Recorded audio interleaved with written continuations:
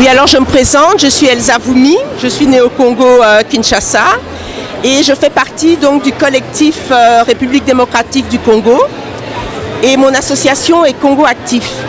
Et notre seul objectif, c'est la dénonciation du génocide qui se passe depuis 20 ans en République démocratique du Congo, à l'est de la RDC, où se trouvent toutes les matières minérales essentielles à la nouvelle révolution industrielle européenne, qui explique la crise actuelle et le chômage actuel en Occident.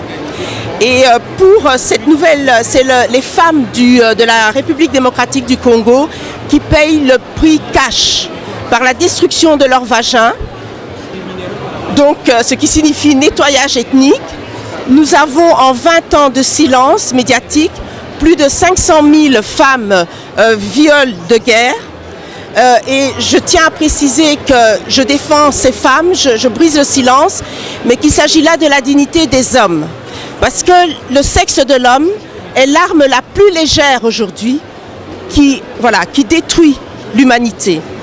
Et ces hommes qui sont commandités pour faire ce génocide, ce sont les hommes des pays voisins, le Rwanda, l'Ouganda et le Burundi, soutenus par les États-Unis, c'est Clinton qui a commencé ce plan machiavélique, l'Angleterre, le Royaume-Uni, M. Tony Blair, Israël, la Belgique, M. Louis Michel et l'Afrique du Sud. Donc tous ces pays vendent les matières premières extraites dans l'est de la RDC. Et dans ces mines à ciel ouvert, ce sont les enfants, les femmes qui à main nue extraient le coltan qui est radioactif. Ils nettoient ce coltan dans les rivières du pays. La radioactivité passe dans les rivières et ce coltan est envoyé au Rwanda, Burundi, Ouganda, qui sont reconnus aujourd'hui comme les exportateurs de ces matières premières qui n'existent pas sur leur territoire. Donc tout ça est bien décrit dans les rapports des experts de l'ONU que nous pouvons tous télécharger. Donc vous allez sur le site de l'ONU, vous cliquez sur la RD Congo et vous téléchargez les rapports des experts de l'ONU qui sont vraiment limpides. Vous aurez la liste des multinationales occidentales et les pays qui arment ces pays assassins et ces pays génocidaires au Congo. Donc c'est un drame qui se passe dans la complicité des médias internationaux, 20 ans de silence. Et nous, la diaspora, nous pouvons faire la différence. La diaspora et l'opinion publique de tous les pays occidentaux. Nous devons dénoncer ce génocide, ce plus grand génocide des temps modernes. Nous avons dépassé Hitler, l'Occident a dépassé Hitler. L'enfer, c'est à l'est de la République démocratique du Congo. Et donc les femmes payent le prix lourd. Et tout cela également est décrit dans les livres de Charles Onana. Retenez bien, ces livres sont vendus dans les FNAC, dans les bonnes librairies. Et vous avez les interventions des fonctionnaires internationaux qui de plus en plus parlent. Internationaux, américains, européens, qui de plus en plus parlent parce qu'ils sont de plus en plus gênés de leur soutien aux plus grands criminels de guerre au pouvoir aujourd'hui, M. Kagame et M. Museveni en Ouganda. Et de plus en plus, les dossiers s'ouvrent sur les massacres inter-rwandais de 1994. Les dossiers s'ouvrent sur l'abattement de l'avion qui a tué 2 chefs d'État, rwandais et burundais. Et nous savons maintenant qui a tiré en fait, qui avait le plus intérêt à tirer sur cet avion et à enclencher des massacres au Rwanda. Et comment ce génocide rwandais a été surmédiatisé par CNN et les Américains pour accomplir le plan qui se fait actuellement en RDC. Et le peuple congolais en RDC vous dit ceci: la MONUSCO, la MONUC n'est pas là pour le peuple congolais. Les casques bleus sont là pour protéger les minerais, uniquement les minerais et pour protéger les pilleurs de ces minerais.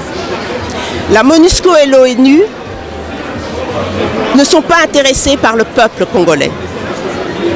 Ça, c'est ce que le peuple congolais vous dit. Et les femmes du Congo, les survivantes de l'Est de la RDC, voici leur message.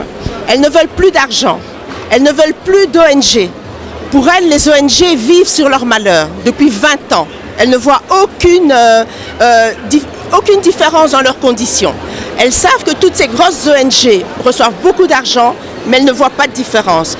Donc elles ne veulent plus d'ONG. La seule chose qu'elles veulent, c'est que vous brisiez le silence sur ce génocide sans précédent, couvert par l'Union européenne, qui vient de recevoir le prix Nobel de la paix. Voilà le message des femmes survivantes de l'Est de la RDC qui sont en sursis, qui ont le vagin reconstitué par l'hôpital de Panzi.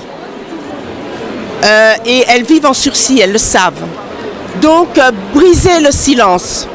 Vous pouvez nous contacter, prendre ce flyer qui est largement diffusé avec les explications au verso, le scanner et l'envoyer au Parlement français, Union européenne, l'envoyer à M. Hollande et leur dire que ce n'est pas digne des droits humains et ce n'est pas digne de la francophonie. 20 ans de silence. Je ne sais pas si...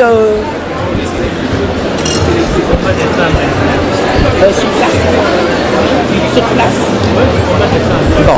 Alors, donc, le combat des femmes dans cette situation, elle se passe à l'est de la RDC et dans la mesure où il n'y a pas de médiatisation internationale, même pas de médiatisation nationale et même pas non plus de médiatisation régionale, l'Union africaine est absente pendant 20 ans, elle est toujours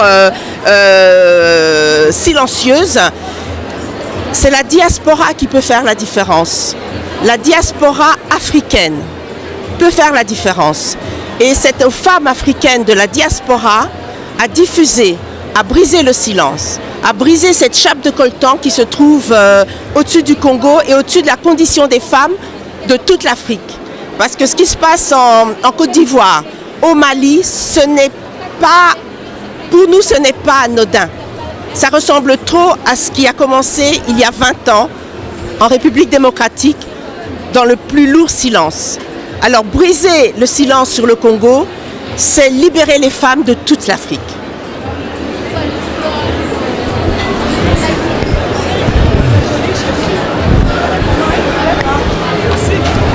Merci beaucoup.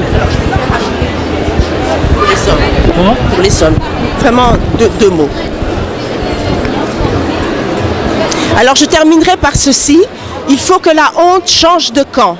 Aujourd'hui, quand les femmes sont violées, c'est elles qui portent l'opprobre, c'est elles qui se sentent coupables, mais non, elles ne sont pas coupables. Ce sont les hommes qui les violent qui sont coupables. Ce sont les hommes qui acceptent d'être commandités pour violer leurs propres femmes qui sont coupables. Il faut que la honte change de camp. Donc nous avons besoin des hommes.